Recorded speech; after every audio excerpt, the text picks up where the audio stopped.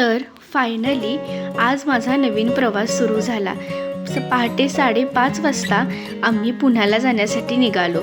काही इच्छा, आकांक्षा, मम्मी पप्पांची स्वप्न, त्यांच्या माझ्याकडच्या अपेक्षा आणि बरंच काही, ह्या सगळ्या गोष्टी नव्या उमेदीसह घेऊन मी पुण्याला चालले होते. छान असं थंडगार वातावरण होतं. खूप मस्त वाटत होतं. जेवढी एक्साइटमेंट होती तेवढीच मनात हुरहुरही वाटत होती. तर साताऱ्यामध्ये आम्ही नाश्त्यासाठी थांबलो. छान असा साऊथ इंडियन नाश्ता केला, जो की ऑल टाईम आपला फेवरेट असतो आणि मला तर खूपच आवडतो. त्यानंतर याची टेस्ट पण तशी खूप छान होती, मला आवडली होती. त्यानंतर फॅमिलीसोबत हा नाश्ता एन्जॉय केला.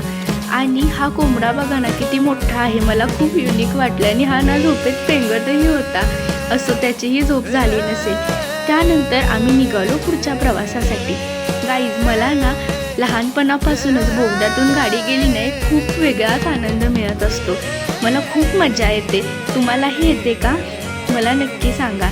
त्यानंतर ह्या मोठमोठ्या बिल्डिंग बघून शहर गावाची सुरुवात झाली.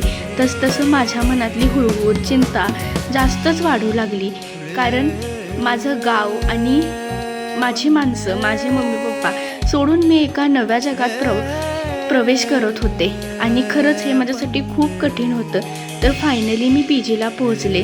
चेहरा बघू शकता. मम्मी पप्पांना बाय म्हणणं खूप कठीण झालं होतं. खूप इमोशनल झाले होते मम्मी पप्पा.